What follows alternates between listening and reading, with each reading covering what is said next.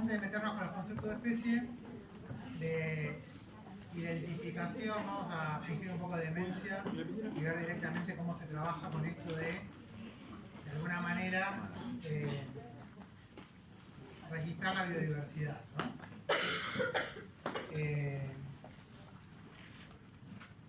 Nosotros tenemos un registro de la biodiversidad en donde tenemos una serie de reglas taxonómicas para decir, bueno, la biodiversidad del planeta consta de X especies. Las especies las podemos identificar así, asá, sabemos que son distintas, son distinguibles, y les damos un nombre. De hecho, usamos un sistema sin muchas modificaciones que lo traemos de Linneo. ¿Okay? Si se acuerdan, Linneo, padre de la nomenclatura sistemática que usamos, así el sistema binomial con género y especie, ¿qué postura tenía frente a la evolución? Era fijista, o sea, ninguna postura frente a la evolución, no era algo válido en el mundo natural. Así que fíjense qué interesante que nuestro sistema de clasificación de la diversidad le agregamos a un fijista y tiene objetivos casi hasta les diría platónicos. ¿Por qué? Porque una de las partes de registrar una especie es generar un holotipo. ¿Sí? ¿Saben eso? Hay un espécimen, o típicamente hay un espécimen, que es el holotipo, que básicamente es el que contiene todas las características que me permiten a mí comparar otros especímenes, ver si se parecen al holotipo y por lo tanto decir son la misma especie. Nuestra biodiversidad y estos holotipos están registrados en bases de datos. Básicamente lo más clásico que podemos entender son las colecciones de los museos y los reservorios de diversidad, y así es como tenemos los herbarios, las colecciones, los cajones con animales y plantas disecados, conservados en formol, en frasquitos, fijados, etc. Esto que estamos haciendo, fíjense que no tiene ningún tipo de interés en capturar nada del proceso de divergencia que estábamos discutiendo hasta recién, y hasta casi es un poco esto que les digo, ¿no? Tipológico. Es pensar que cada una de las especies responden a alguna especie de tipo ideal al que podemos apelar para distinguirlas y decir, bueno, estas son las especies.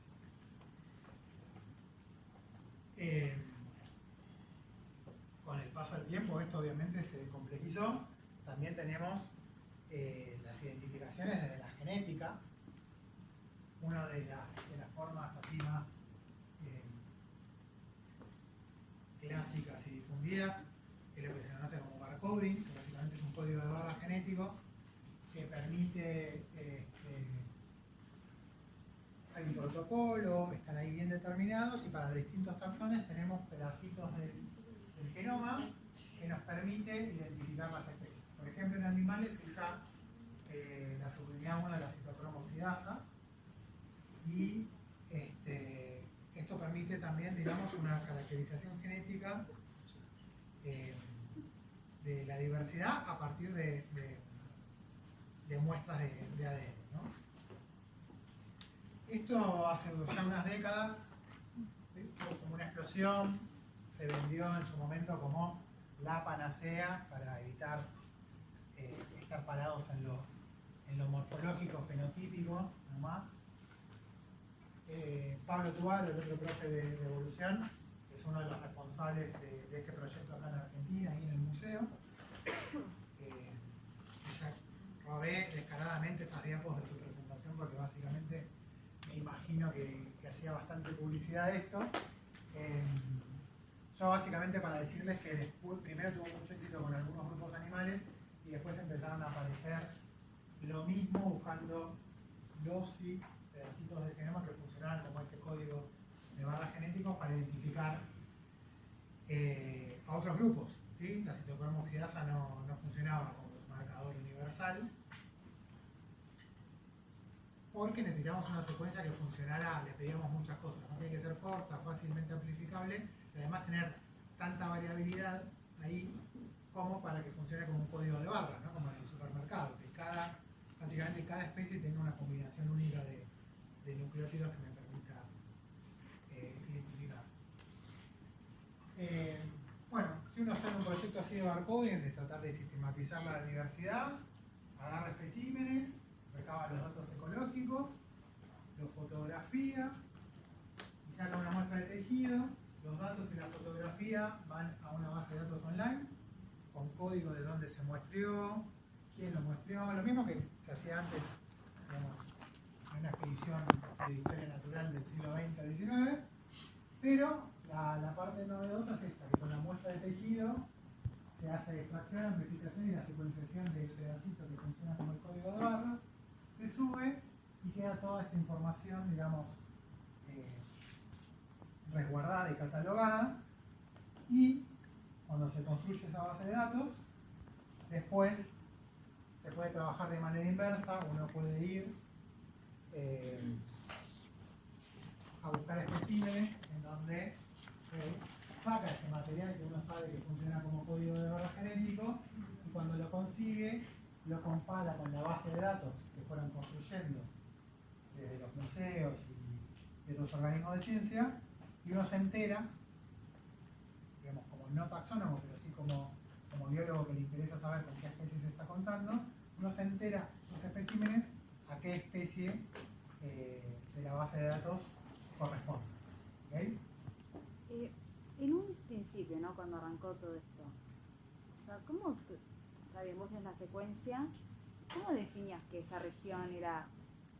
Bueno, ¿que funcionaba? Claro, que era esa, o sea, tenías que ir comparando. Es una buena pregunta para Pablo, que debe tener los detalles técnicos, pero básicamente se pararon en cosas especies ya establecidas por otros métodos para buscar qué parte del genoma en cada una de las especies establecidas no tenías la misma secuencia.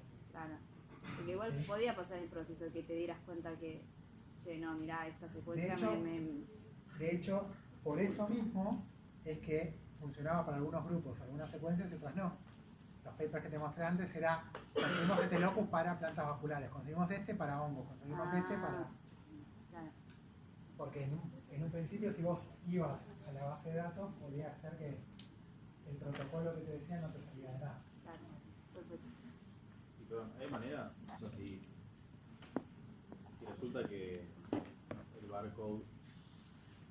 Claro, pasa que ahora si decís entre dos especies coincide el barcode, es que son especies iguales, es lo que coincidiría. O sea, sí. no convivirías. Pero si realmente no, y simplemente algo que determinó que...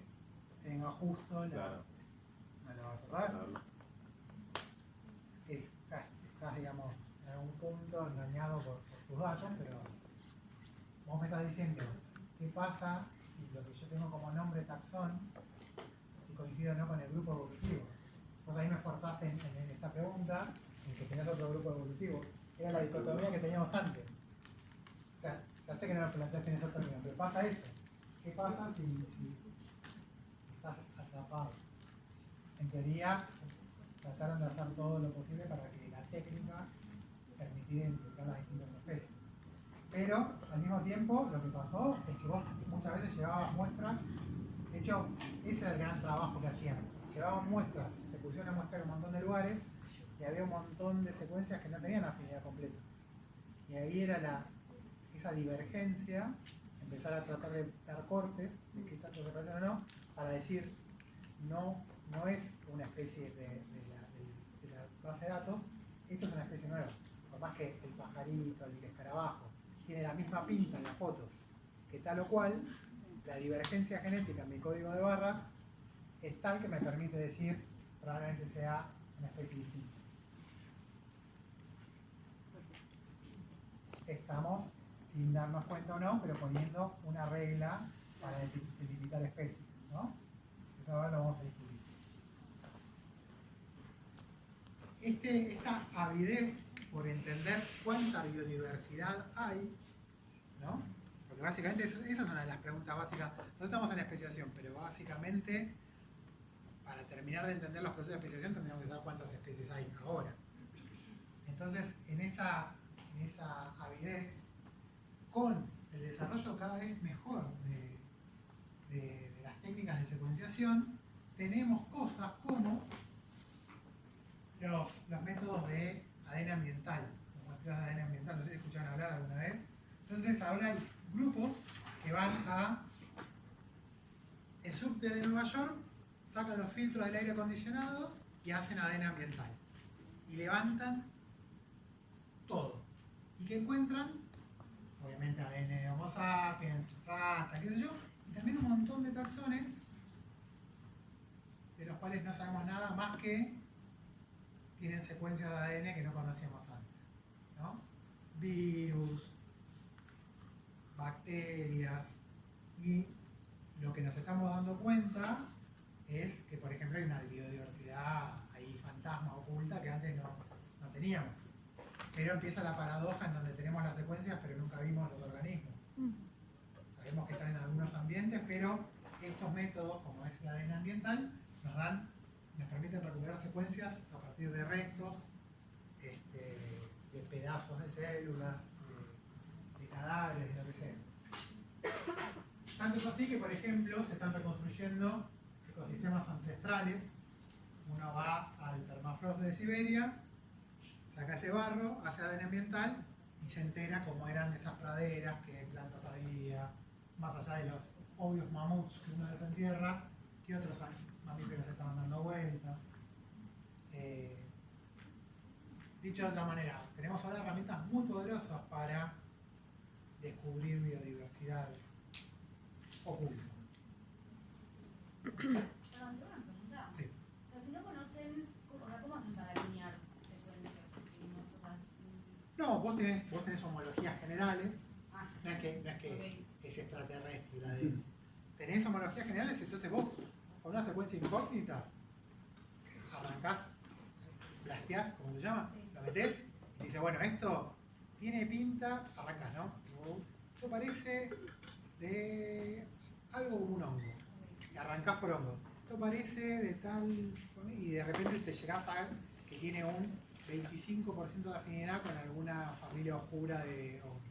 Y bueno, no son las secuencias que están, pero es más hongo que otra cosa. Tengo una moneda.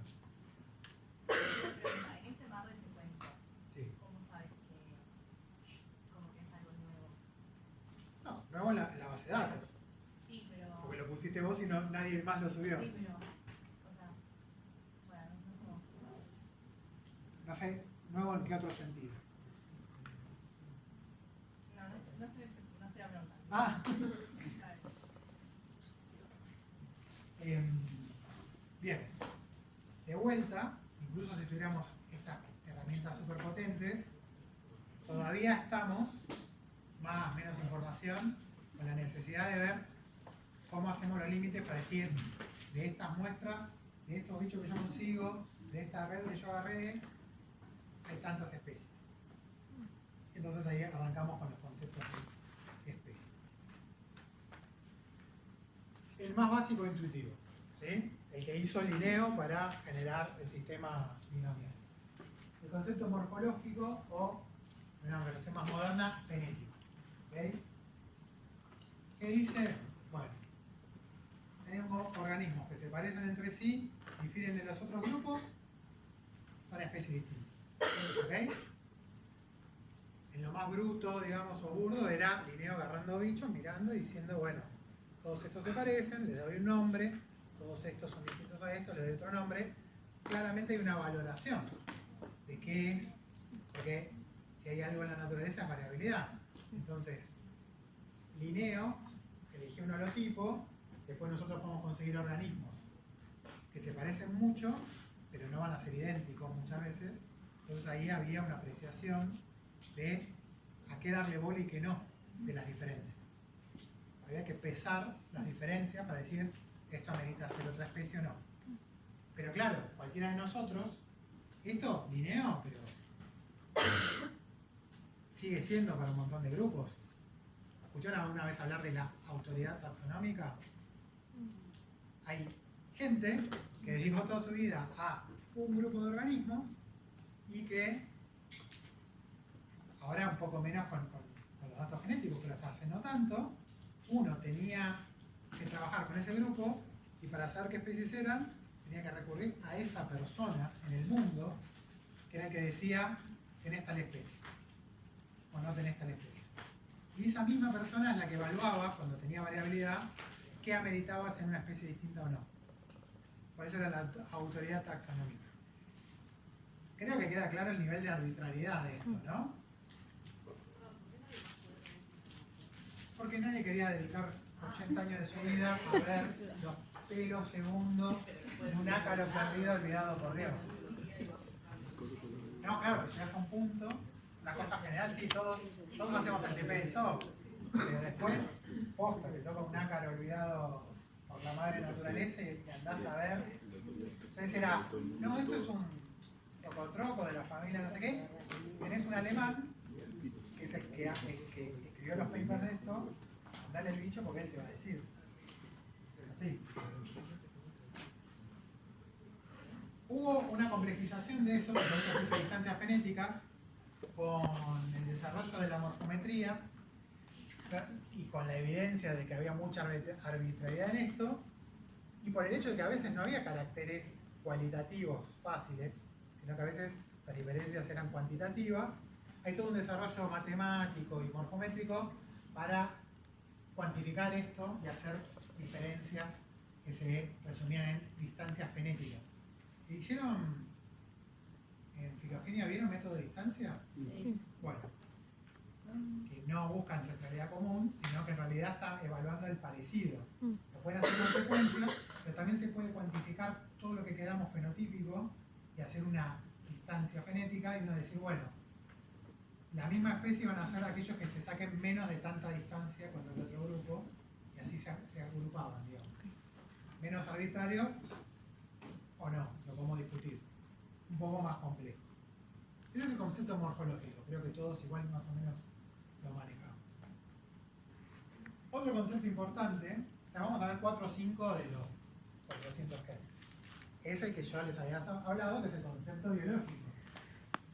El concepto bandera de la síntesis moderna se lo debemos, vamos a resumir en Mayer y compañía, y se para en el aislamiento reproductivo, ¿sí? Entonces, el concepto biológico de especie me va a decir, especie es aquellos grupos de poblaciones que se reproducen o podrían reproducirse entre sí, potencialmente, y que están reproductivamente aisladas de otros grupos. ¿Okay? Este concepto se sienta muy cómodamente en lo que es el dominio de la genética de poblaciones, que básicamente fue la disciplina que leía Mayer a la hora de pensar cómo pensar la especiación. ¿Okay? Entonces ahí vamos a estar tratando de ver, para identificar las especies, nos vamos a parar en su capacidad o no de reproducirse entre sí. Si nos ponemos en poblacionales, nos va a interesar entender cómo se maneja el flujo génico entre las poblaciones. ¿Se entiende? Bien. Y acá empezamos como a complejizar o embarrar la cancha. Otro concepto que salió un poquito después es el concepto de reconocimiento. Todavía ahora después vamos a hablar de limitaciones y por qué uno u otro, ¿no? Pero ustedes ya van viendo y pueden entender por qué se proponen nuevos conceptos, o sea, por qué no nos quedamos con el morfológico. Desde la genética de poblaciones se desarrolla porque la gente se ve obligada a meter un concepto que no sea solo el morfológico y que tenga que ver con la reproducción. Aparece después del biológico el de reconocimiento, ¿sí? Que se lo debemos a Patterson. Y dice que especie va a ser un conjunto de organismos que comparten, así de general, un sistema específico de reconocimiento de pareja. Y bajo ese nombre está todo todo lo que tiene un organismo que hace que otro organismo lo reconozca como alguien de su especie y potencial pareja para reproducir. ¿Ok? ¿Qué tiene esto en particular? Todavía está metido en la reproducción, pero fíjense que no se para en el aislamiento, sino que en realidad medio que deja que la especie decida por nosotros qué considera de la misma especie, ¿no? Porque trata, digamos, de superar algunas de las cuestiones que el concepto biológico tiene. Pero además está pensado, porque si uno reconoce, sabe cuál es la paleta de rasgos del sistema de reconocimiento de especies, uno hasta podría reconocerlo sin tener que reproducir a los organismos. Una de las cuestiones que le interesaba a Patterson y compañía de usar este concepto es, por ejemplo, porque querían saber cuáles especies eran distintas de cuáles de bichos fijados. Anfibios, por ejemplo, fijados en formol, que no tenían, o era muy engorroso, tratar de ir a ver en poblaciones naturales si se reproducían o no entre sí. Pero le podían reconocer la forma de los callos, el sistema de vocalizaciones, y sabiendo que eso forma parte de lo que hace que se reconozcan entre sí o no, empezaban a estudiar, digamos, esos rasgos para decir, bueno, comparten o no el mismo sistema, estos bichos si estuvieran vivos, este cantaría de una manera que este no lo reconocería como de la misma especie, son especies distintas, ¿se entiende? Pero eso no es hipotetizar mucho sin confirmarlo. Ah, ok. ¿Qué querés que te diga? Dar a ver al individuo y hacer conjeturas acerca de su comportamiento, Sí. básicamente. Yo si me pongo en Patterson, te diría, bueno, nena, escúchame, estudia un poco, si tu objeto de estudio lo querés saber bien, no es así en el aire.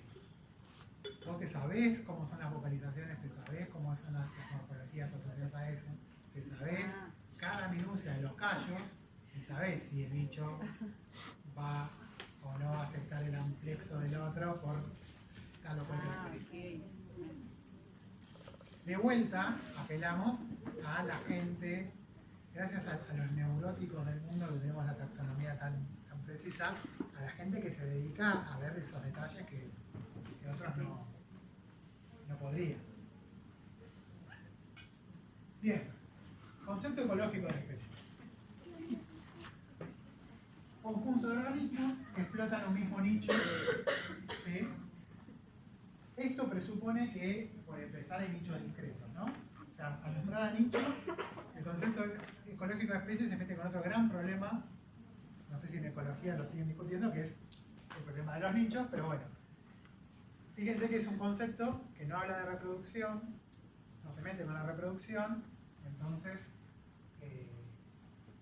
a priori podríamos encontrar conjuntos de organismos que no necesariamente, por ejemplo, tengan reproducción sexual. Pero mete al nicho y ahí, bueno, básicamente yo podría reconocer especies en la medida que pueda reconocerlas como ocupantes de nichos distintos a otro grupo de organismos.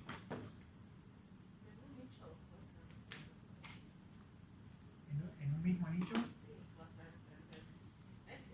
Claro, pero hay una teoría de ocupación de nicho que te dice que vos en alguna dimensión del nicho podés tener solapamiento, pero no en todas las dimensiones del nicho. ¿Sí? Si en todas las dimensiones del nicho dos especies distintas coexisten, en realidad una va a terminar desplazando a la otra.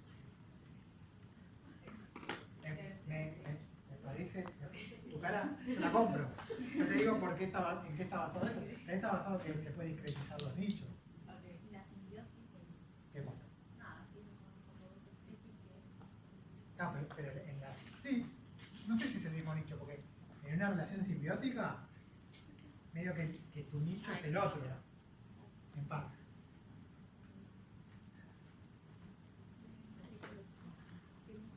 Y si les molestaban los conceptos, tengo uno hermoso para ustedes, que es el concepto cohesivo, que lo hace Templeton tratando de... Es un gran... Vamos chicos, no se peleen, tranquilos. donde trata de meter a todos los otros conceptos que te estoy contando. Templeton habla del concepto cohesivo de especie, en donde básicamente las especies van a ser grupos de organismos con potencialidad de cohesión fenotípica. ¿Qué significa esto? Atentos. Que comparten algún mecanismo de cohesión. Los mecanismos de cohesión son flujo génico, o sea, si el concepto biológico de especie dice que son la misma especie o no, participar del mismo proceso de selección o deriva, compartir inventaciones ontogenéticas, ecológicas, de reconocimiento. Templeton, con este concepto, es un concepto muy aplicable, pero cuando uno quiere ser templetoniano, es decir, voy a usar el concepto cohesivo de especie, va a la especie en particular y se fija si aplica el ecológico, el de reconocimiento, el biológico. Pasa de vuelta a lo que les contaba yo, que los mejores conceptos más cercanos a la teoría se alejan de la realidad del laburo. Templeton dice, voy a reconocer como especies distintas aquellas que comparten algún mecanismo de cohesión. Y bajo un mecanismo de cohesión, pone al resto de los conceptos en algún punto. ¿Sí? Hasta ahí le pego. Ahora lo voy a defender. Está bueno el approach de Templeton de decir lo que están teniendo arriba no son disputas de la explicación de qué es una especie, sino distintas formas operativas de reconocer a algo que no es solo biológico, no es solo ecológico, no es solo de reconocimiento, es algo superior, que es la especie, digamos. Y él entendía, él con esto lo que está tratando de hacer, es decir, ¿qué hace a un linaje distinto a otro? ¿No? Entonces dice, a veces es la reproducción, si son organismos de reproducción sexual, pero a veces no, porque no tienen ese sistema.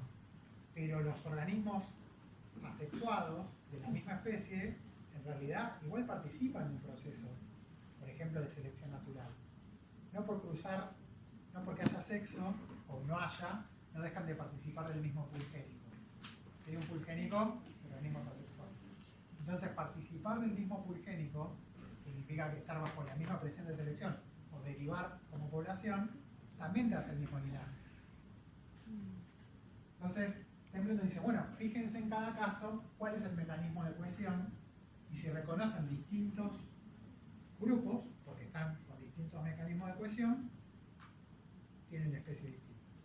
Una pregunta con respecto a eso. No entiendo si está englobando, o sea, no es lo mismo que usar una de las definiciones que me sea como más adecuada. Sí.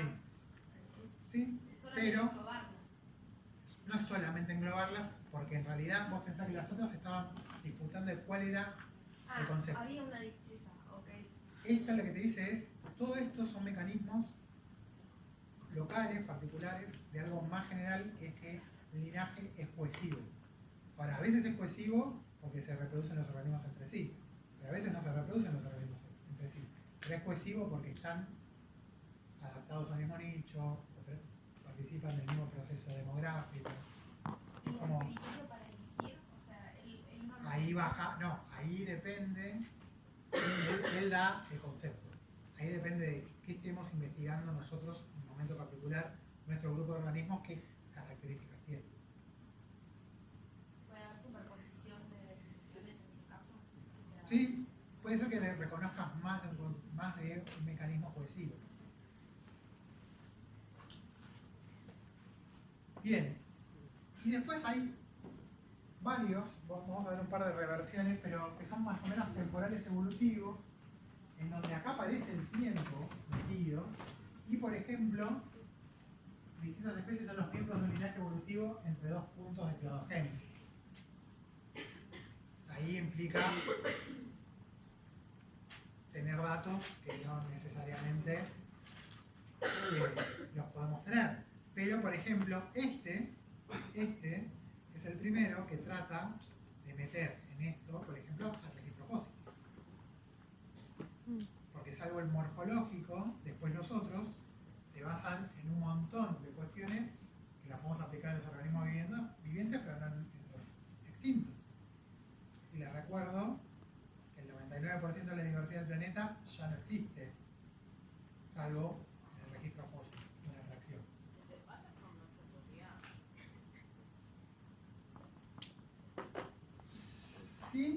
pocos casos en donde tenés tendrás que tener 2 especímenes completos que te incluyan y que lo que fosilice sean parte del mecanismo de reconocimiento.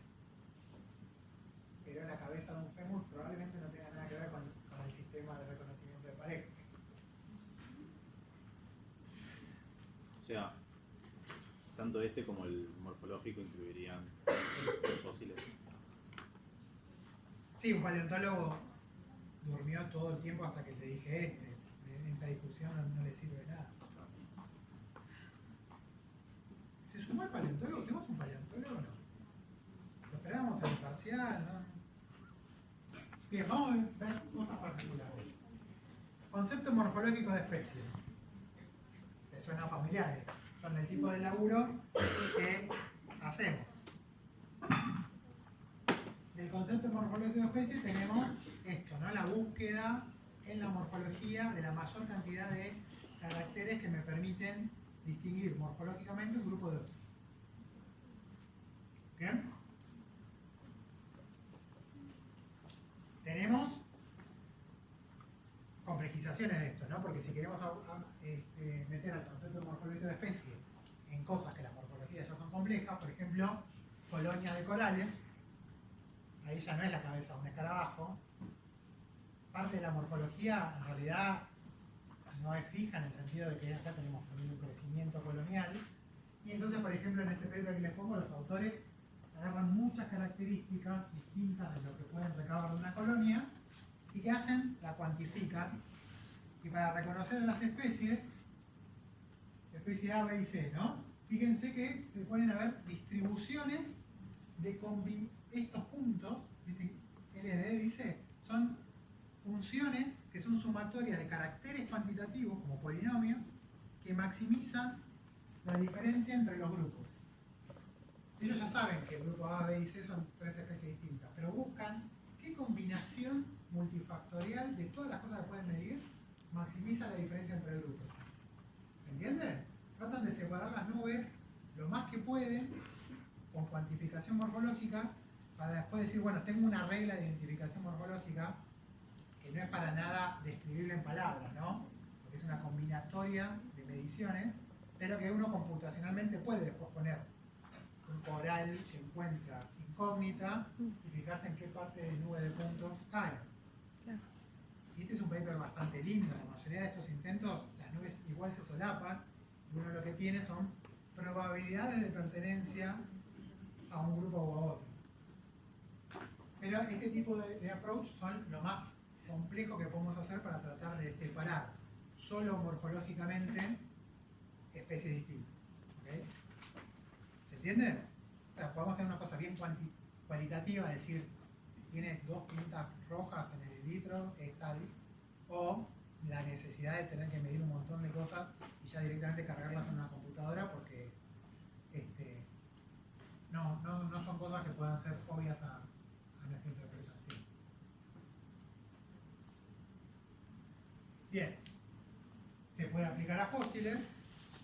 Los fósiles, a lo primero que me recuerdo, estos son fósiles hermosos, no suelen ser así los fósiles, son pedacitos a veces de individuos, así que las descripciones de las especies fósiles, si bien tenemos a veces especímenes completos, a veces tenemos que asignar pedazos, fragmentos de organismos a lo que sería una especie u otra, imagínense. Problemas que tiene el concepto morfológico de especie es que hay un desacople entre genético y fenotípico. Con la genética poblacional nos enteramos que hay muchas especies que tienen exactamente la misma morfología, pero genéticamente son linajes independientes. Y después tenemos el caso contrario, polimorfismos. Distintas poblaciones de la misma especie que tienen morfologías totalmente diferentes, que fueron clasificadas como especies distintas y genéticamente nos dimos cuenta que eran la misma especie.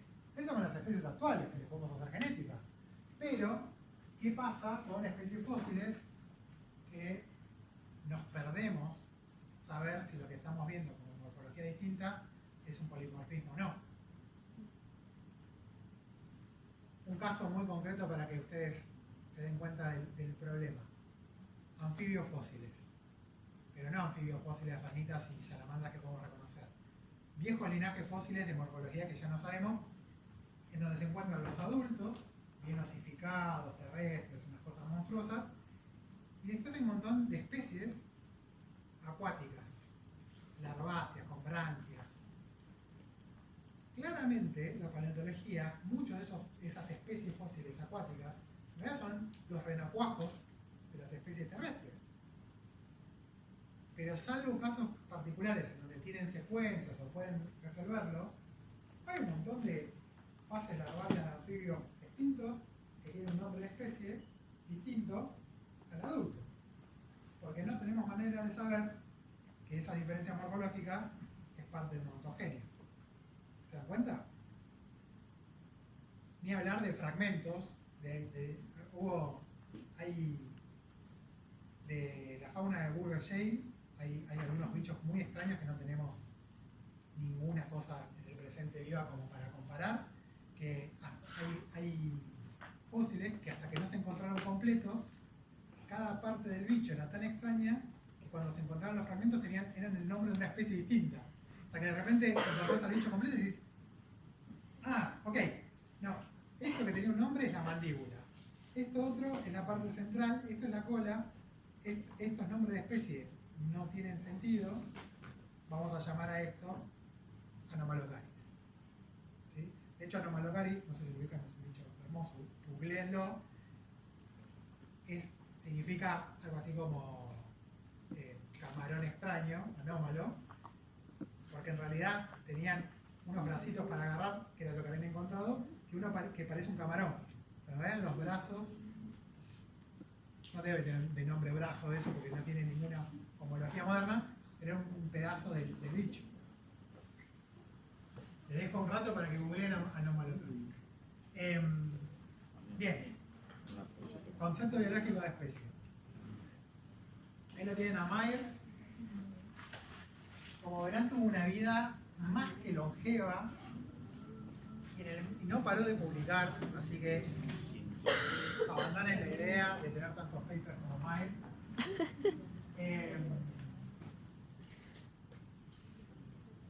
Concepto biológico de especie. Las especies son grupos de poblaciones naturales cuyos individuos tienen la capacidad real o potencial de reproducirse entre sí y que están reproductivamente aislados de otros grupos semejantes. ¿Por qué potencial? Porque estaba considerando la posibilidad de que haya más de una población de la especie que no están en contacto, no se están reproduciendo realmente, pero en realidad son de la misma especie. Una comunidad de organismos que se reproducen entre sí. La especie, así pensada, Mayer la concibe en el marco de la síntesis moderna, en el marco de la genética de poblaciones.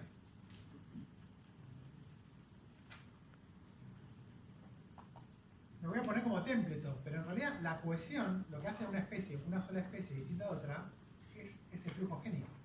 Eso homogeniza por genealogía, mantiene todo unido a los individuos como parte de la misma especie. Lo que tiene el concepto biológico de especie, porque separa la genética de poblaciones, es que permitió reconocer un montón de especies que se conocen como especies crípticas. Si se reconocieron, porque son crípticas, porque en realidad no se estaban reconociendo desde lo morfológico, estaban escondidas desde lo morfológico, pero la genética mostró que en realidad son dos especies totalmente distintas, son dos linajes que estaban evolucionando de manera independiente,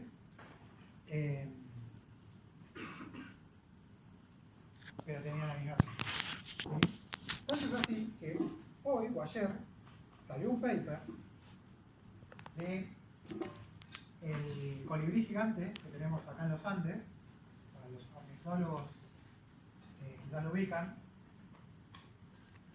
El colibrí gigante, primero, es enorme para lo que son los colibríes, y es la especie de colibrí con mayor rango de distribución de todas las especies de colibríes.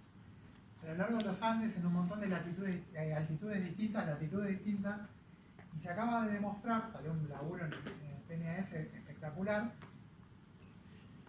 que son dos especies, y no una, que son dos especies crípticas, pero lo más loco es que son iguales, pero divergieron hace 2 millones de años. Y de hecho, tienen una diferenciación genética zarpada, y morfológicamente, hasta el 2024 estábamos convencidos de que teníamos una especie de colibricidad. O sea, esto está pasando, no es que quedó Mayer ahí dando vueltas. Esa diversificación, o sea, ¿se podría llegar a pensar que en algún momento va a apuntar a algún cambio morfológico también? Porque me llama la atención. Mirá, imagínate que estábamos viviendo hace 1 millón de años, me hacías la misma pregunta y yo te decía, hace 1 millón de años que son iguales, y vos me decís esta pregunta y te digo, sí, quizás sí. Y pasa 1 millón de años más y la respuesta sigue siendo que no se diferenciaron. ¿Sí o no? Claramente. O sea, me hace pensar, digamos, respecto a otras especies que sí se notan diferencias morfológicamente. Porque unas sí y otras no. O sea, claro, si hayan estado mucho tiempo también teniendo Algunas sí y otras no. Eso es lo maravilloso y espeluznante de hacer biología evolutiva. Tenés todo el tiempo excepciones. Bien. Entonces, para el concepto de biología de especie es muy importante establecer cómo es la estructura de las poblaciones y cómo se terminan conformando las metapoblaciones. Fíjense que acá veo dónde ocurre el flujo génico y termino usando esa diversificación genética para establecer, por ejemplo, 3 especies. Pero podría pasar tranquilamente que este grupito 7 no está ocurriendo flujo génico, pero si analizamos genéticamente, quizás no hay tanta divergencia genética y decimos, bueno, no hay flujo génico actual, pero no se acumuló divergencia y la potencialidad de reproducción sigue estando con la especie 1, son la misma especie.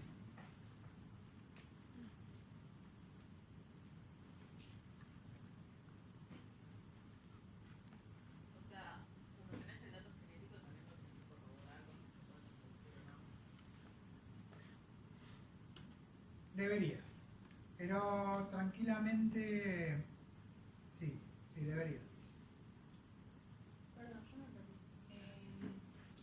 Me perdí con las dos imágenes. O sea, de un lado. Acá tenés, no sabes cuántas especies hay, pero sabes que ahí tenés distintas poblaciones y empezás a establecer que tienen flujo génico. ¿Sí? Eso, desde la genética de poblaciones, básicamente es establecer probabilidades de migración. Cuando estableces qué demos están intercambiando, tienen flujo génico entre sí, si solo te paras en el flujo génico, llegas a esa conclusión. Básicamente, cuáles están intercambiando migrantes. Migrantes significa pasan y se reproducen, ¿no? Y cuáles no. Pero con este patrón solo, es lo que hablábamos recién, con este patrón solo de flujo génico te podría pasar que la especie, el Demo 7, como decía yo, está así, vos no encontrás flujo génico, pero si hicieras estudios de cruzamiento, lo llevas al laboratorio, te fijás que es circunstancial que no tienen flujo génico, Claro. que los individuos tienen la potencialidad de cruzarse. Ok, ok. Entonces llegarías a la conclusión de que son 2 especies. Ok. ¿Sí? Sí, perfecto. Pero básicamente al revés funciona. Si tienen flujo génico, para el concepto de biología de especie, son la misma especie. Problemas de este concepto. ¿Sí? Los híbridos. No un híbrido monoclonal. El hecho de que haya poblaciones en donde los híbridos están ocurriendo. Zonas de hibridación. Estables. Entonces eso para el concepto de biología de especie es difícil. ¿Sí? Lo que acabábamos de hablar recién, ¿cómo evaluamos las poblaciones alopátricas? Esas poblaciones que no tienen flujo génico, pero la potencialidad de reproducirse. ¿Cómo las evaluamos? Tendríamos que establecer eso. Bueno, de hablar que no se aplica a organismos asexuales, porque la definición así termo del concepto de biología de especie haría que cada individuo de una población asexual sea una especie distinta. Y obviamente no hay manera de aplicarlo a las especies fósiles, ¿no? Entonces estamos dejando mucho de la biodiversidad actual y pasada afuera del concepto de biología de especie.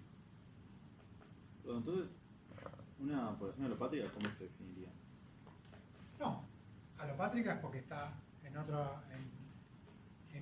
lugar. Dos poblaciones alopátricas es que no comparten su distribución y es discontinua, digamos. Punto. Que eso sea o no, que esas dos poblaciones sean o no la misma especie, te puede pasar que, por más que sean alopátricas, detectes que hay flujo génico, misma especie, o no detectes flujo génico, pero antes de llamar las dos especies distintas, agarras individuos y haces cruzamientos. ¿Por qué? Porque estudiar la especiación dentro del concepto biológico de especie es estudiar los mecanismos de aislamiento reproductivo. O sea, si compramos el concepto biológico de especie y queremos hacer especiación, durante la década del 60, 70, 80, 90, se la pasaron estudiando los mecanismos de aislamiento reproductivo. ¿Sí? Tanto es así que esto tiene un nombre. Se llama hacer especiación dentro de la escuela aislacionista. Porque lo importante va a ser ver qué tan aisladas están las poblaciones entre sí o no. Porque ver el aislamiento es saber si tenemos distintas especies o no. ¿Se entiende?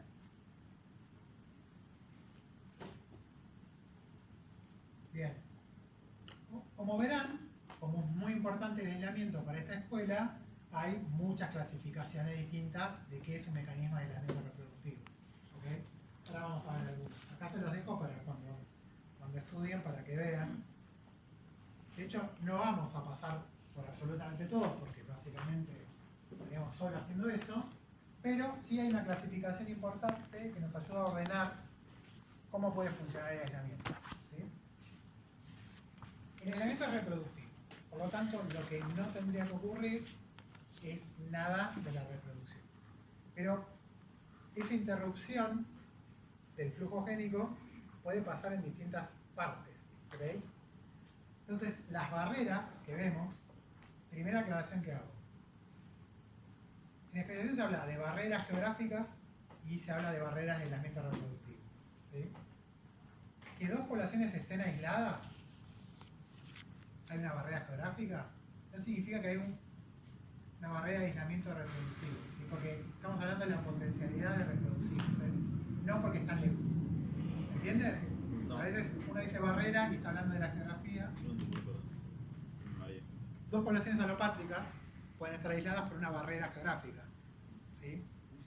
Pero los Andes no son un mecanismo de aislamiento reproductivo, no es una barrera de aislamiento reproductivo. Es una circunstancia, digamos, de que dos poblaciones no tengan flujo génico, pero no es un mecanismo de aislamiento reproductivo. Yo tendría que decir barrera para lo geográfico y mecanismo para lo biológico, que vamos a hablar, pero yo y la bibliografía habla de barreras de las dos cosas, por eso hago la acotación. ¿Sí? Mecanismo de aislamiento reproductivo. Pueden pasar en distintos momentos de básicamente lo que sería que los organismos apareen, que haya una fertilización y que se produzca el híbrido o el organismo. Pero básicamente, si estamos pensando en posaje de origen, vamos a llamarlo híbrido, ¿no? Y las barreras se clasifican por dónde pueden ocurrir. Por eso tenemos pre- y posapareamiento y después tenemos posigóticas, etc. Vamos con las pre-apareamiento.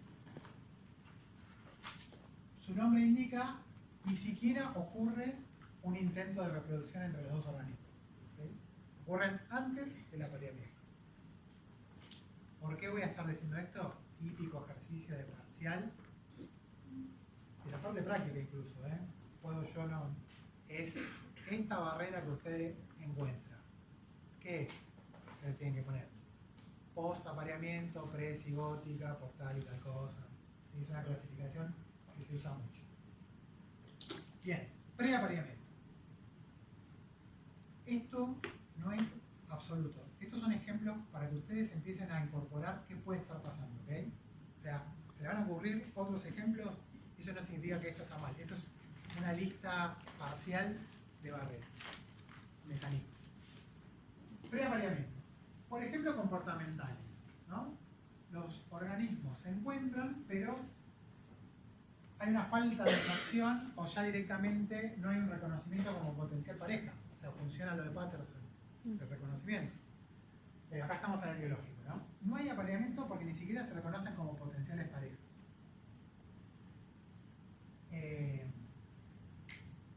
Por lo que sea, porque ya es obvio que son cosas distintas o porque no comparten los códigos. Ecológicas. Por ejemplo, muchas de las ecológicas son subproductos o consecuencias de haberse adaptado a ambientes distintos. Entonces, por ejemplo, podemos tener organismos que están en la misma área, pero por habitar hábitats distintos, ahora vamos a hacer un par de ejemplos, ni siquiera se pueden cruzar para parearse. Yo camino y los encuentro, pero en realidad están eligiendo hábitats que hacen que ellos estén separados, ¿no? O puede ser que en los momentos de apareamiento, de reproducción, que largan el polen, que largan las gametas al mar, sea distinto. Tienen diferenciados esos momentos y entonces, por más que están en el mismo lugar, no hay apareamiento porque esos momentos de reproducción están temporalmente diferenciados. Casos que no sean animales, en angiospermas, pasa mucho que la reproducción está mediada muchas veces por polinizadores. Bueno, plantas con flor que están en los mismos lugares, pero que atraen polinizadores distintos, no pueden cruzarse. ¿Sí? No es un apareamiento, pero se entiende, ¿no? Ni siquiera hay un evento ni empieza el evento de reproducción. ¿Se entienden? Ahora vamos a ver ejemplos, pero para que vean. Otras pueden ser directamente mecánicas, ¿no? Hay casos concretos en donde ya las estructuras reproductivas son tan distintas que por más que hayan pensado que era una u otra una potencial pareja, no ocurre el apareamiento.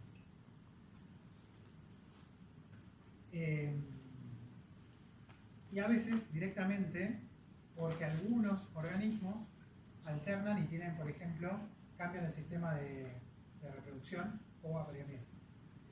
Eso pasa, por ejemplo, con plantas que pueden tener autofecundación o organismos que saltan a la reproducción asexual, pues directamente se aíslan, digamos, del otro grupo.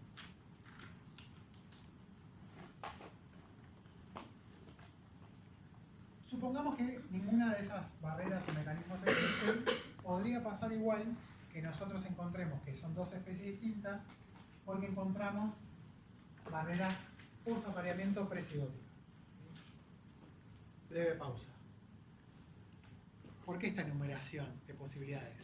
Porque si estamos estudiando dentro del concepto biológico de especie la especiación, y nos pasó esto de que estas dos poblaciones no sabemos si son o no la misma especie o no, uno involucraría agarrar las especies y tratar de cruzarlas de todas maneras y ver si existe alguna de todas estas posibilidades.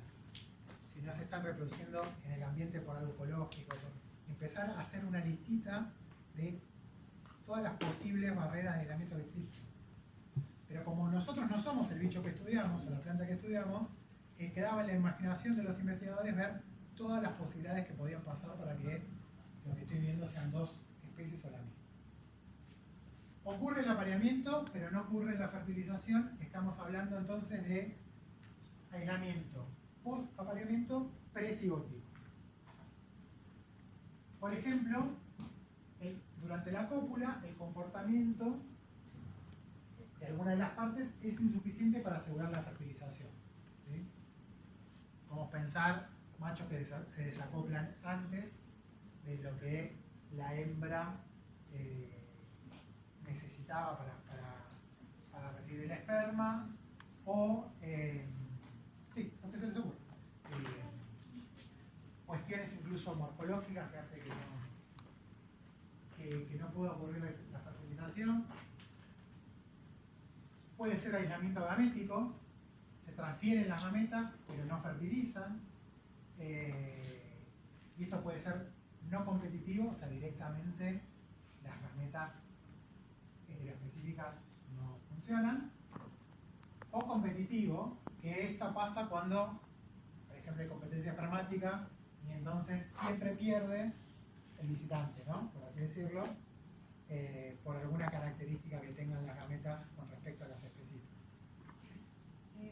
Pero no entendí eso. Hay muchos organismos que tienen cópulas múltiples, ¿sí? Más de una cópula, y entonces, por ejemplo, ese macho incógnita que vos tenés que no sabés si es de la misma especie que la hembra, al copular es el heteroespecífico, ¿no? Es tu duda. Al copular, pero en la esperma, en los receptáculos de la hembra, los receptáculos seminales, ya tenés esperma de otros machos de la misma población, nunca va a fertilizar. Ya entendí. Perfecto. Entonces hay una competencia espermática y siempre pierde el heteroespecífico. Claro. Entonces ahí sí hay una barrera. Como el heteroespecífico. Claro, el que vos tenés la duda de si es la misma especie o no, digo. Porque viene de otra población, digamos. Ah, ¿Sí? Eso me genera una duda. O sea, tienen que estar necesariamente las gametas con las que compiten. En algunos casos sí, en otros no. En el caso anterior, nunca, por más que solo los tengas a ese macho con la hembra, copulen solos y no compiten con otros machos, tampoco se da la fertilización. ¿Y cuál de los dos? En el no competitivo, están solos, igual no hay fertilización. En el competitivo te das cuenta que cuando están solos hay fertilización, pero si compiten con otros, no hay.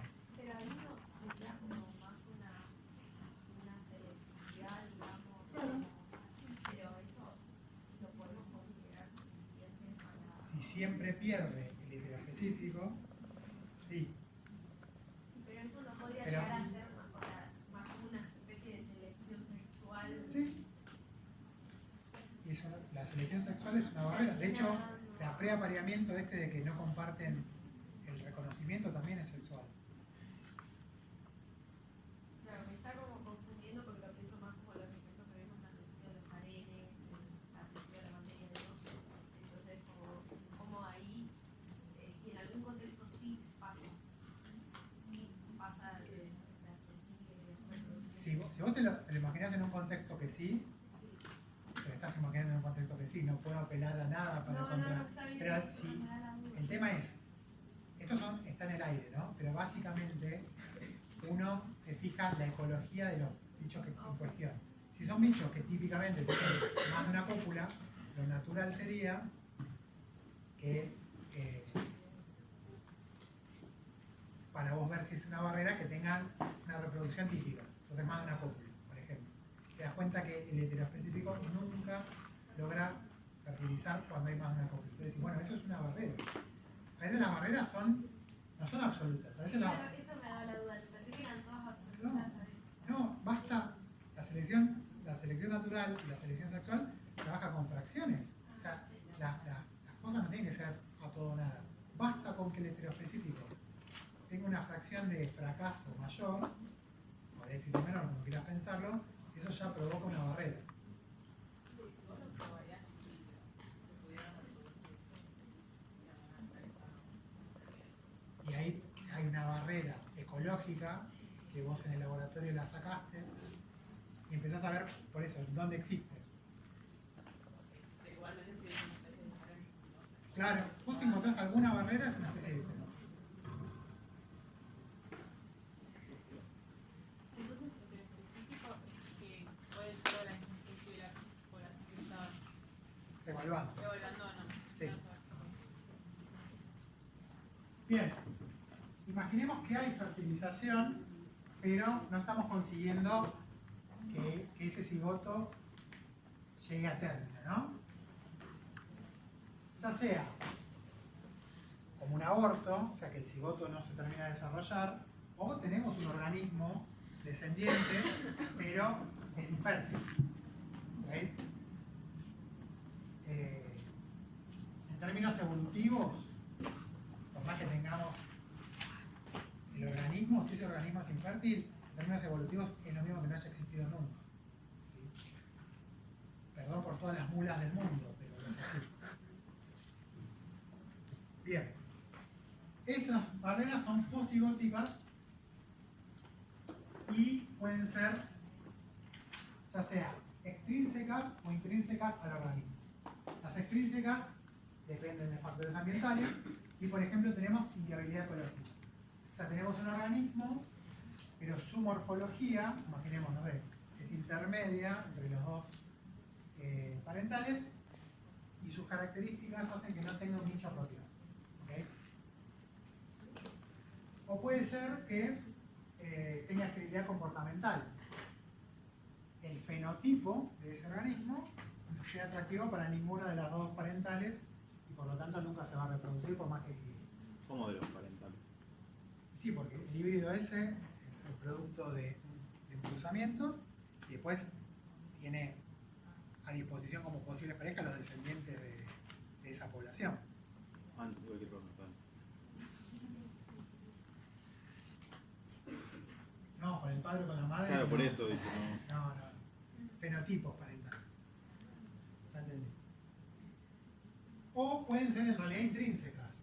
Problemas que no tienen que ver con cómo la ecología o los padres lo van a evaluar, sino problemas en el desarrollo que los hace o no viables o estériles. ¿Okay? Ejemplitos, paso por arriba, pero para ver cosas concretas, ¿no? Tenemos, por ejemplo, aislamiento comportamental. Los ornitólogos tienen muchos pajaritos que se ven igual. Estas dos especies de búho pigmeo o estas dos especies de, creo que la versión es conquero, que como cantan distinto, en realidad van a traer grupos diferentes de parejas, están aislados reproductivamente. Yo los puedo llegar a ver con la misma pinta en los mismos lugares, pero en realidad estamos teniendo dos poblaciones que están aisladas. Quizás si las llevamos al laboratorio, las cruzamos y todos tenemos pichones, está todo bien, pero en la naturaleza no ocurre porque tienen reconocimiento de potenciales parejas totalmente distintos, en este caso con los cantos. Acá tenemos un caso muy conocido de aislamiento mecánico, donde tenemos escarabajos de dos especies. Fíjense la genitalia, sobre todo del macho, ¿sí? El ideado, la parte que es intromitente en la hembra, ¿no? Creo que las diferencias mecánicas morfológicas son bastante obvias. Eso hace que no pueda haber una reproducción eficiente. ¿Sí? Uno en el laboratorio puede forzar esto y me puedo conseguir híbridos, IF1 y todas morfologías intermedias, pero forzándolo de una manera bastante brutal, éticamente hablando, porque en realidad la naturaleza, ya con estas diferencias mecánicas, hace que incluso los escarabajos, por más que se busquen, los machos, un coleóptero hembra que camina, tratan de... Pero directamente por las diferencias mecánicas ya las hembras detectan así que no es la misma especie y lo desacoplan. Aislamiento ecológico por hábitat. Áfidos, por ejemplo, que por más que yo los encuentre en el mismo jardín, estos son trijopers, son otra cosa. Por ejemplo, acá, en este grupo, tenemos un complejo de 9 especies. Cuando yo hago la filogenia, todas las especies hermanas están en un árbol distinto cada una. Árboles que quizás están en el mismo lugar. Entonces, básicamente, esa divergencia se logró porque en algún momento estaban en un árbol ancestral y alguna de las dos se pasó al otro y no se volvieron a cruzar más. Incluso estando bastante cerca. Entonces tengo especies hermanas en árboles distintos y se arman complejos de especies que perciben el mismo clima, que están en la misma zona, que tienen los mismos predadores, entonces un montón de cosas van a ser similares, pero como los apareamientos son muy localizados en el hospedador que habitan y no suelen saltar de hospedador, son bastante fieles, tenemos aislamiento. Eso es por hábitat, ¿no? Como por microhábitat del lugar, pero también podemos tener el temporal. ¿Vieron las cigarras? Las cigarras emergen así como en oleadas cada tantos años están muchos años enterradas en la tierra como larvas y emergen. Por ejemplo, en este género hay una especie con ciclo de vida de 17 años y otro de 13. Entonces, habría que hacer la cuenta, pero me parece que la probabilidad de que coincidan las emergencias de las dos poblaciones es debe ser cada muchísimo tiempo. Tanto es así que en el mismo suelo hay larvas de ambas especies, pero nunca van a salir en el año que sale la otra. Entonces están en el mismo lugar, pero tiene un aislamiento temporal que hace que... ahí está, coincidían cada 221 años. Lo tenía ahí, ya lo había hecho. Cada 221 años tenemos un año en donde salen ambas especies. Pero básicamente no alcanza para funcionar a eso en el mismo linaje.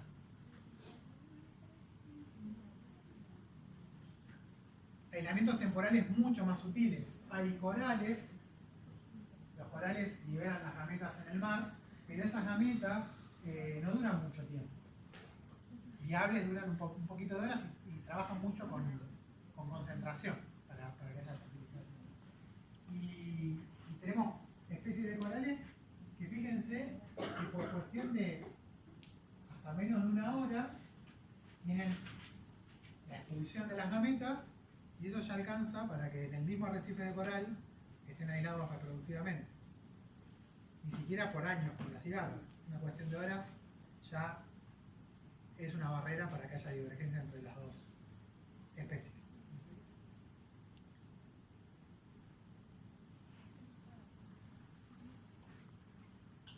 Mimulus, este paper creo que lo van a ver en el TP, así que no voy a dar mucho más detalle, pero aislamiento por polinizador. Tenemos estas florcitas, las rojas así alargadas atraen a los colibríes, las rosas más amplias permiten que se apoyen los abejorros. Tenemos dos especies diferentes en el mismo lugar, en el mismo campo, floreciendo al mismo tiempo, que si uno fuera botánico, las lleva al invernadero, las cruza y me consigo toda la variedad que yo quiera de plantitas, pero claramente en la naturaleza se mantienen como estas dos especies totalmente distintas, Lewis y Cardenales, porque tienen diferenciados los polinizadores. Polinizadores que están al mismo tiempo volando en el mismo campo.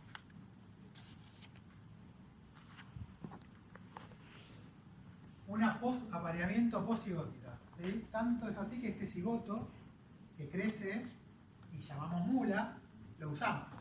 ¿Sí? San Martín liberó Chile y Perú con las mulas. Sin embargo, las mulas, evolutivamente hablando, da lo mismo que hayan existido o no. Porque nunca ninguna mula se reprodujo. ¿Por qué? Porque es un bicho muy viable, tan viable que hace que liberemos la mitad de Sudamérica, pero gaméticamente hablando no puede producir ninguna gameta viable por problemas cromosómicos. ¿Okay? Pero, o sea, en ese caso no sería algo precigótico de que no puede producirlos. Acá con la brida y las cositas es el cigoto. El cigoto ocurrió. Yo agarré un burro, lo puse en un caballo. Ya sé lo que me refiero para la mula. No, la mula no existe evolutivamente hablando. La No, barrera, la especie, las dos especies, la mula no es una especie, las dos especies es caballo y burro. Claro, por eso era. O sea, La mula es un accidente que nos aprovechamos, pero no tiene sentido que nos pensemos si es una especie o no, por lo tanto no va a tener un mecanismo de aislamiento. Y la mula es la barrera. pero si entendí bien, si fuera una especie, ponele. Y pero ahí me cambió. Ya sé, pero digo, eso Mi de que, abuela tuviera ruedas sería un Porsche, pero eso de que no produce gametas, ¿sería algo precigótico o estoy totalmente perdido? pero las produce las gametas, ¿eh? Lo que pasa Son no inviables. claro. Bueno, ok. O sea, no se puede reproducir, es un híbrido que no es fértil. ¿Sí? O sea, es un cigoto viable, la mula es un cigoto viable, pero infértil. Por lo tanto, cortó acá la fusión entre el linaje burro y caballo. Lo que me pregunto yo, si es lo mismo, es un burro y un caballo. Lo cruzo me da una mula. Yo le pongo mula, pero le voy a poner cachito. Estoy contento porque me conseguí una mulita. ¿Sí? Ahora después me doy cuenta que nunca de la mula me voy a conseguir más equinos. Entonces, claramente caballo y burro, que me parecían que no tenían la misma pinta, son dos especies distintas. Ok.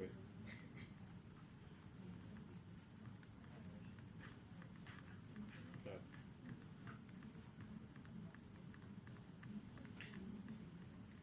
Bien.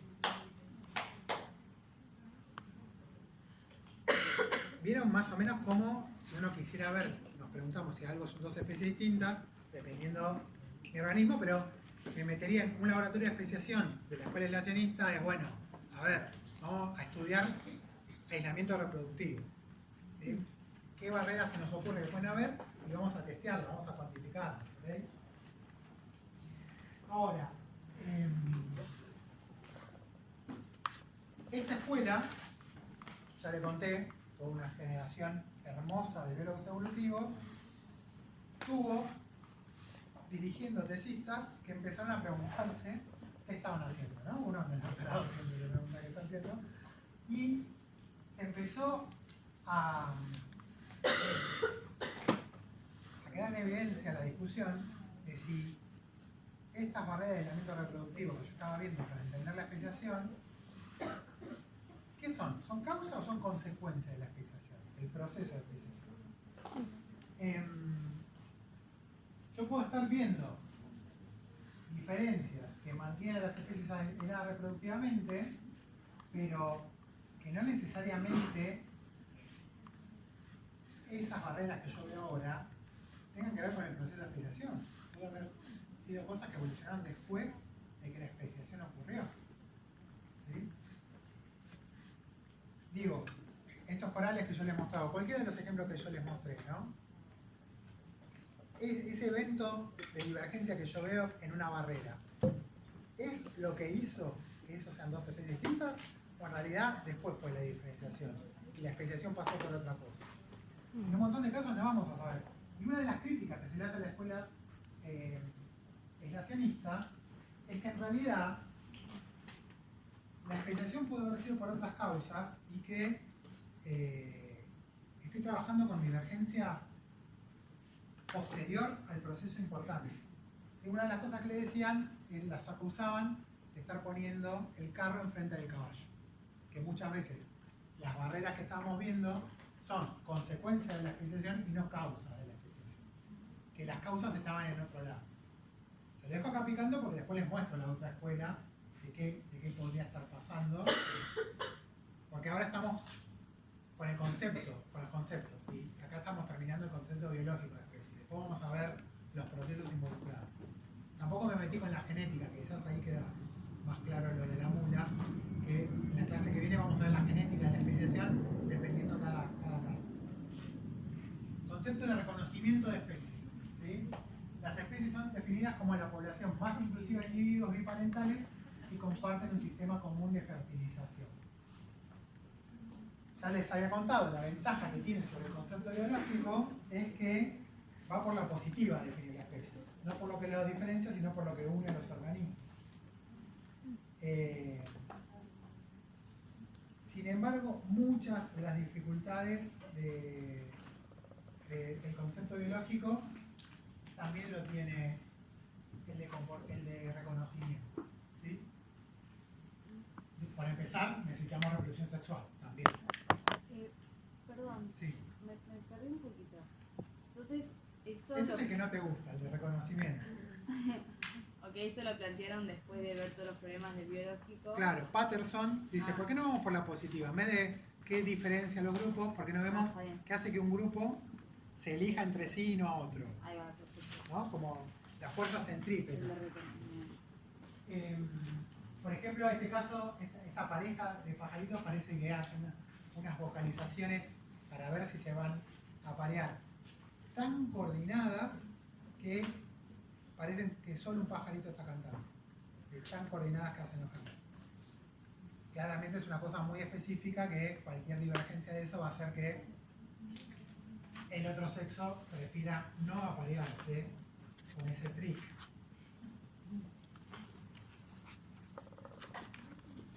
Concepto ecológico de especie.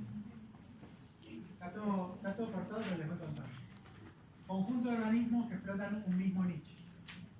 Esto ya lo habíamos dicho. Un ejemplo a ver si se entiende. Esto también era un paper que no sé si lo van a ver, pero rotíferos. ¿Los ubican a los rotíferos?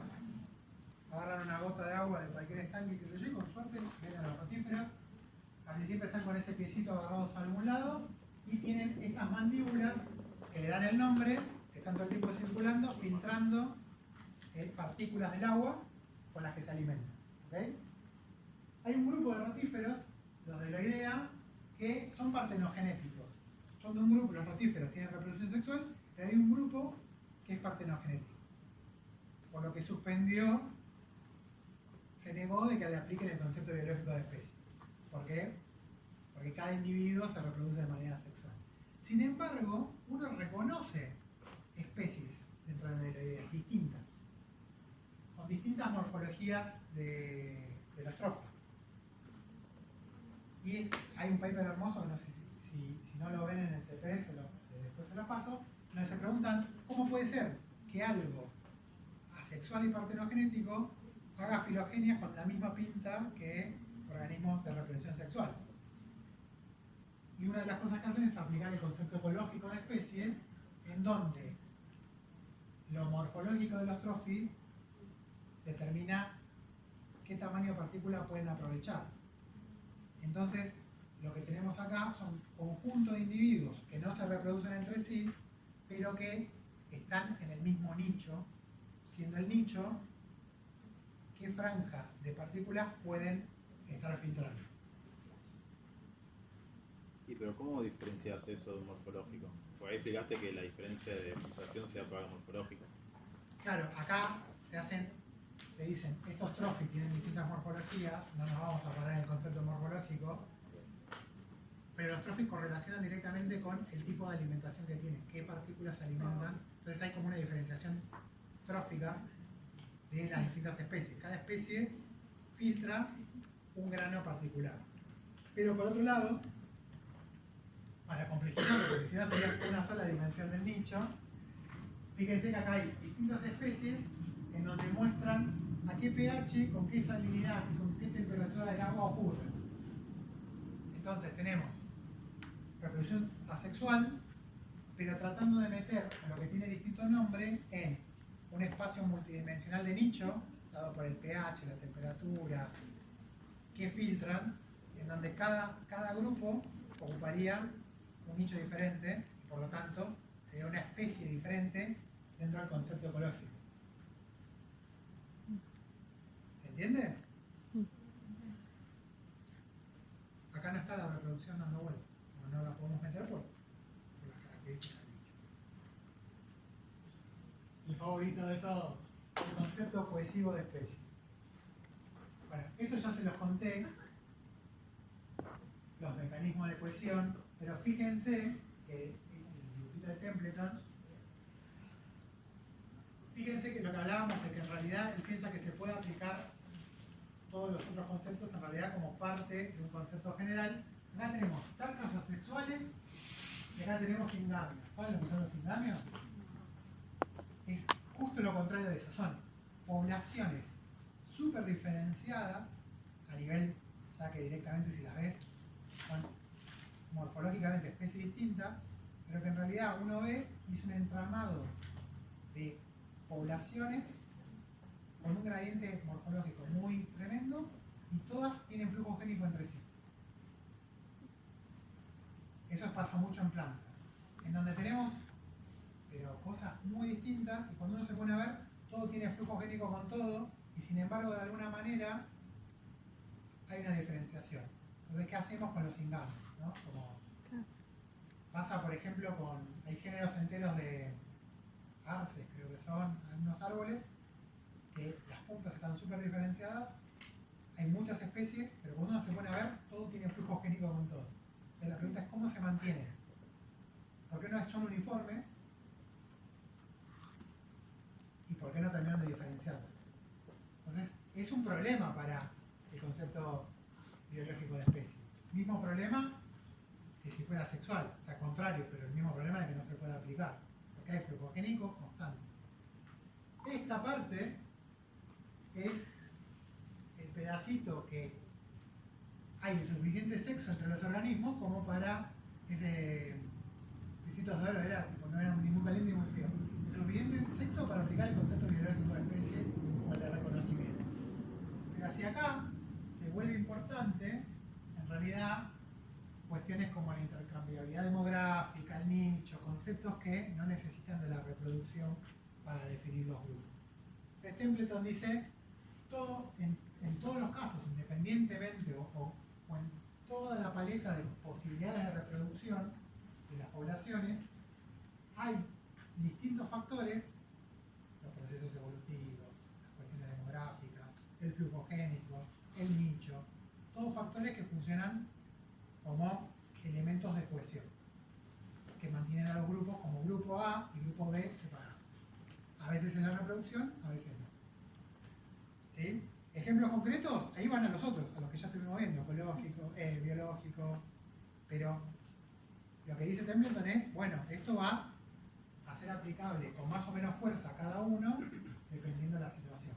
Entonces trata de hacer un concepto superador. Lo logra, pero en alejarse, uno termina igual volviendo a las herramientas más básicas. Perdón, a ver si entiendo un poco el esquema. Sí. O sea, Esto es sería... como la importancia relativa de... Claro. Empieza mucho intercambiabilidad demográfica, ¿sí? Que baja en importancia y la genética es máxima cuando hay reproducción sexual. En organismos de reproducción sexual clásico, el que más mantiene la cohesión de las poblaciones es que están intercambiando flujo génico todo el tiempo. Bien, perfecto, ¿Sí? ahí lo entiendo. Cuando no hay reproducción sexual, lo que mantiene la cohesión de esas poblaciones son otras cosas. El nicho. ¿Sí? Bien. Ya terminamos, ¿eh?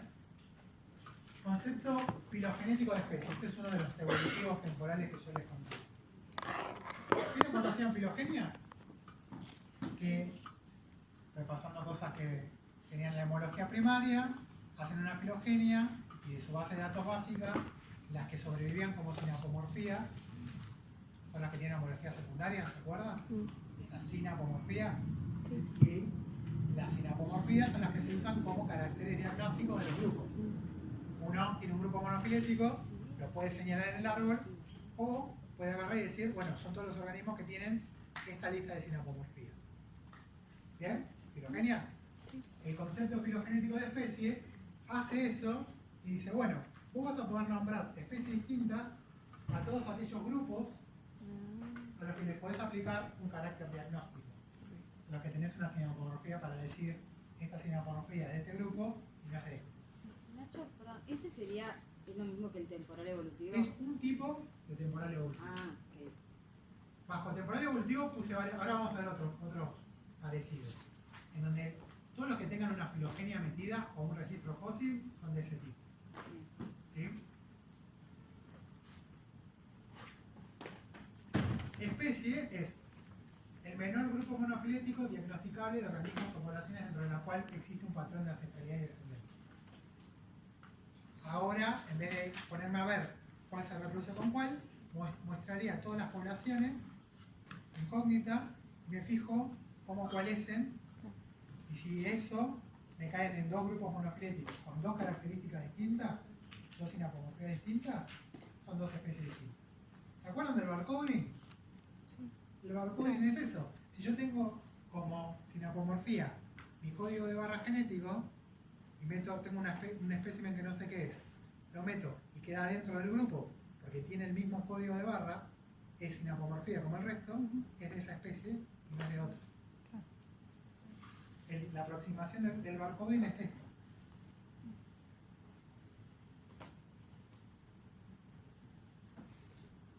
¿Estamos? ¿Sí? Bien. El cuidado que hay que tener con esto es que yo lo que quiero es estar acomodando las especies. Pero materialmente puede ser que me ponga a hacer una filogenia con un gen. Con pocos genes. Con el código de barras. Y no me acuerdo quién ya sospechó de si el código de barras realmente tenía la información. Entonces, realidad esto no lo tendría que hacer solo con el código de barra. En realidad esto lo tendría que hacer con muchos genes para así... ¿Hablaron de la diferencia entre el árbol de gen y el árbol de la especie? ¿No? Se las hago cortita.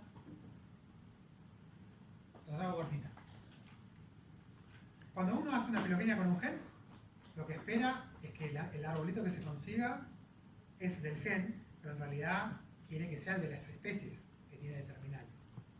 Pero puede pasar cosas al gen que me den una filogenia, pero que no sea la de la especie. Por ejemplo, todo lo que vimos de palescencia, que vimos la selección natural alterada a lo largo de las ramas, o lo demográfico. Bueno, también me puede pasar que los genes que yo estudio hayan tenido duplicaciones o no, les muestro un dibujito, y se pierda algún par y otro no, y eso hace que yo reconstruya una filogenia del gen, pero que no es el de la especie. Ahora lo vamos a ver en concreto. Cuestión, en corto, que si uno siempre hace una filogenia con un solo gen, nunca va a saber si eso es el de la especie o es el del gen.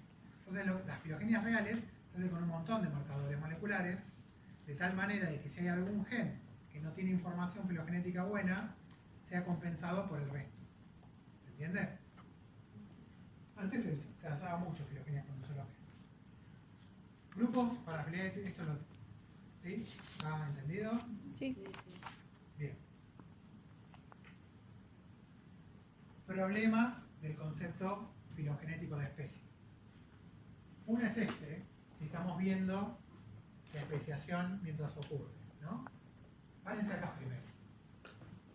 Si tengo un linaje, no va a haber especiación. Pero tengo un linaje que evoluciona. Esto es un dibujito que no es tan distinto a los otros que habíamos cuando aparecían mutaciones y después se fijaban, ¿se acuerdan?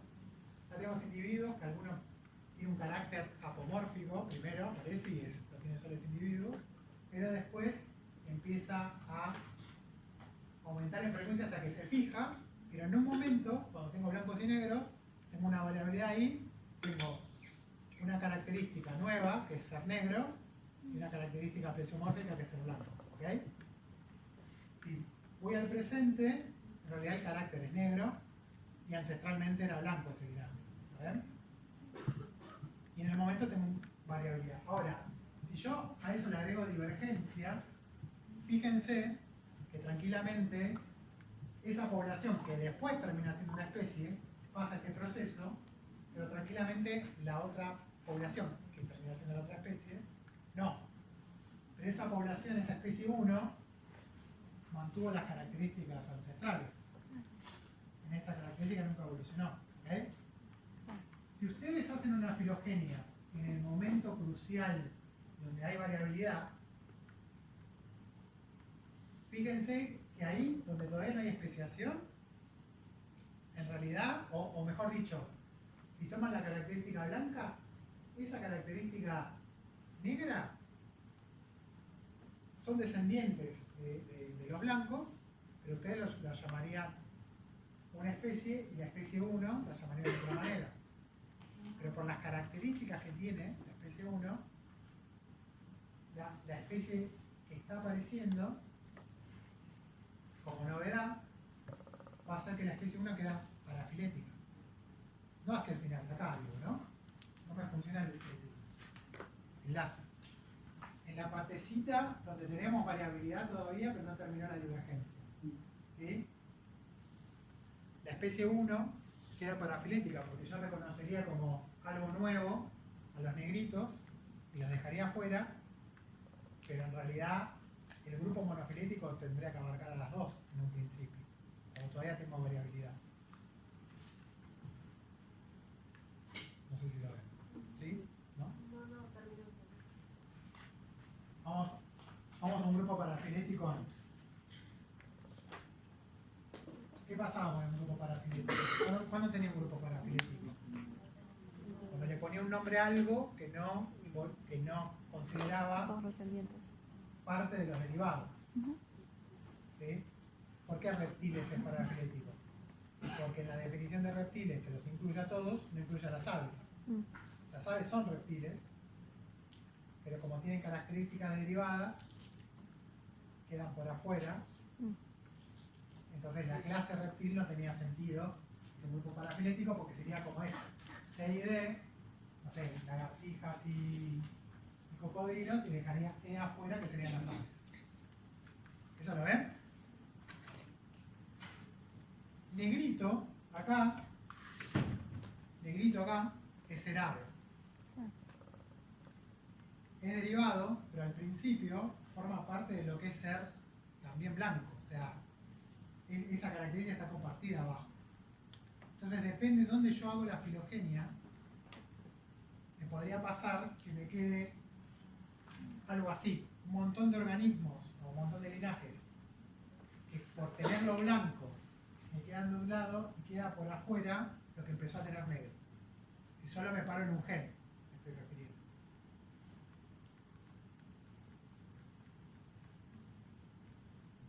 Igual es una sutileza, después si quieren la volvemos a hablar, porque encima ya es medio tarde, quiero terminar de mostrarles esto. Esto es lo otro que yo les decía, fíjense, si yo me paro en un gen, acá tienen gorila, humano y chimpancé, ¿ok? Esa es la filogenia real, lo grueso. Pero, fíjense este gen, en donde tengo un alelo A1, una divergencia de un alelo A2, que está compartida por las tres especies ancestralmente, cuando eran la misma, pero después en la evolución independiente, en humano y gorila se mantiene A1, pero en chimpancé no. ¿Ok? Esa es la historia del gen, no del linaje. Nosotros, los chimpancés, estamos más cercanamente emparentados que con gorilas. Pero ¿qué nos dice este gen si nosotros hicimos la filogenia solo con este gen?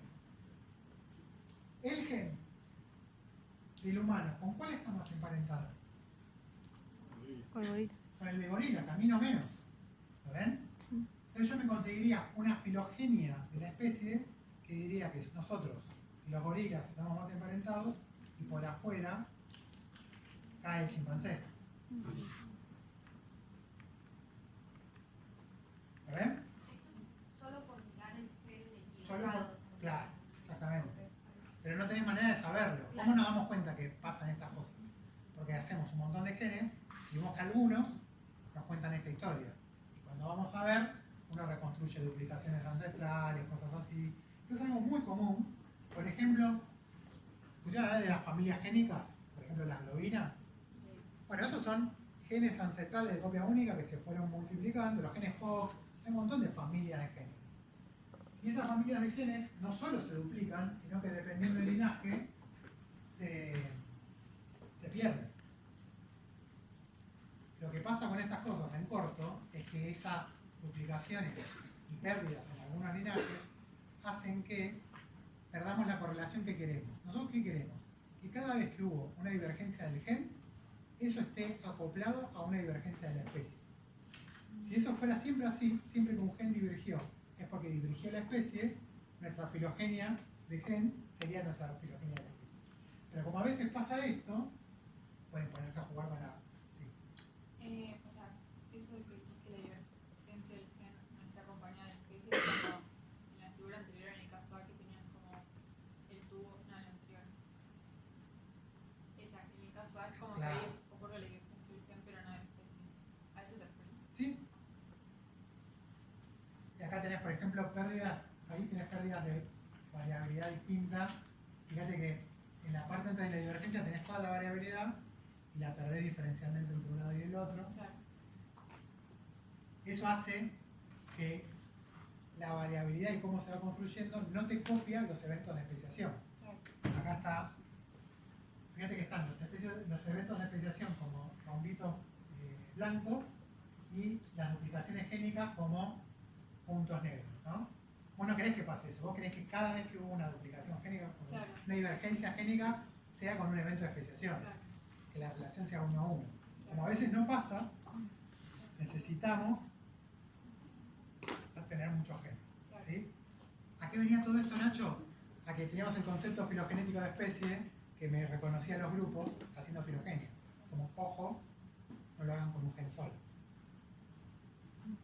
Rápidamente paso por el último. El concepto genealógico de especie es bastante parecido. Básicamente, acá usa un poco de la coalescencia. básicamente te va a decir que especie es el conjunto de poblaciones para las cuales los árboles génicos, todos los árboles génicos, son monofiléticos.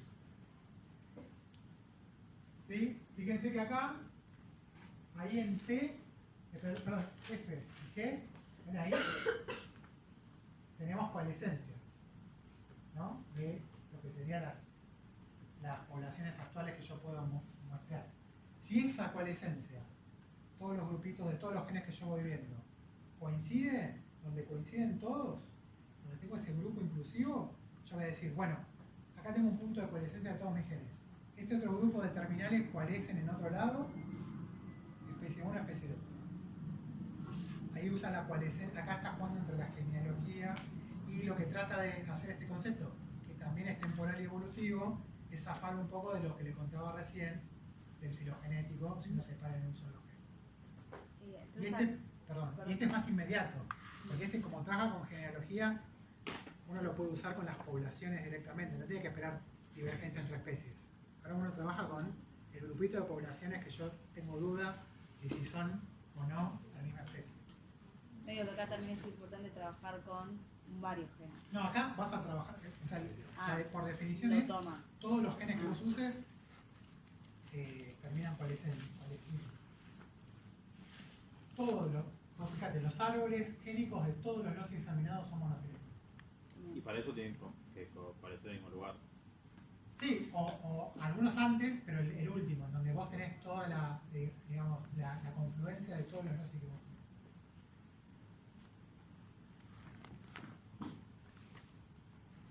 tenés. Básicamente, ahí ves es el concepto biológico de especie, concepto filogenético, este es el de genealogía que les conté. Básicamente, dependiendo de qué concepto de especie tengamos, la misma situación filogenética, genealógica, por estas propiedades distintas que tiene cada uno de los conceptos, va a hacer que nosotros digamos, fíjense, para el concepto biológico de especie, esto está inventado por el autor, ¿no? Pero podríamos tener que tres poblaciones se reproducen entre sí. Acá está la parafilia que yo les contaba, visto de otra manera. Esas tres poblaciones, X1, X2 y X3, se reproducen entre sí, pero no con X4, que acaba de conseguir algo que la aisló.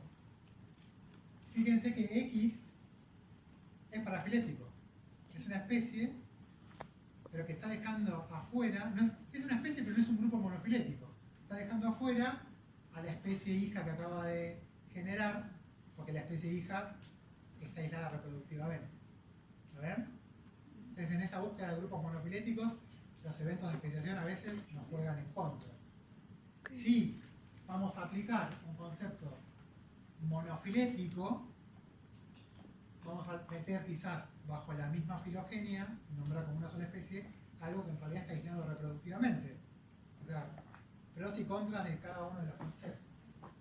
Lo mismo pasa con lo genealógico. Básicamente,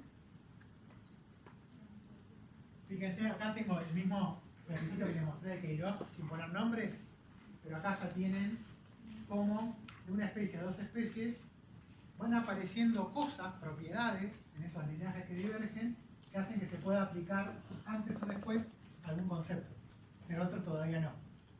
¿Sí? Esto para que les sirva de resumencito.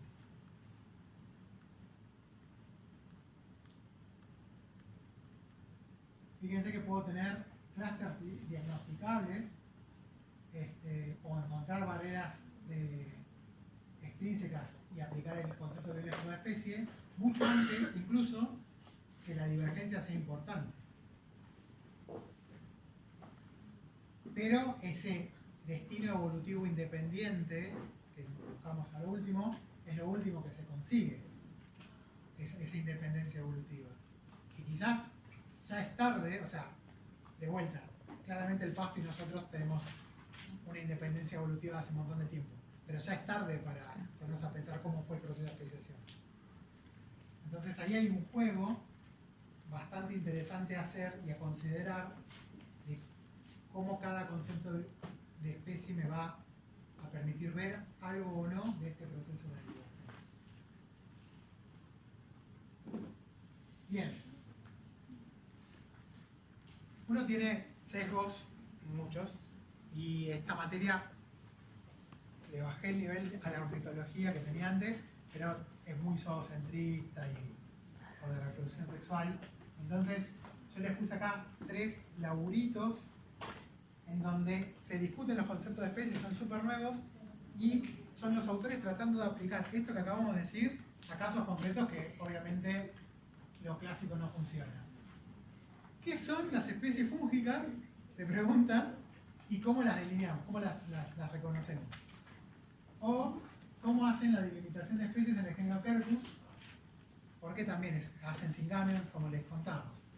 O cómo definimos especies de cianobacterias. Son todos grupos que tienen un montón de diversidad, que claramente son parte de la biosfera, que tienen procesos de especiación, pero muchísimos, si no todos los conceptos que yo les acabo de contar, se quedan cortos. Bueno, nada, los invito a chusmear si a alguno le interesa alguno de estos grupos, para que vean que lo que acabamos de hacer es una discusión muy limitada, pero suficiente de cómo podemos hacer con los distintos conceptos de especie. ¿Sí? La próxima clase, esto lo vamos a volver a ver, o sea, ahora vamos a volver a ver, vamos a pasar por los modelos geográficos, vamos a discutir los procesos. A la otra clase los volvemos a ver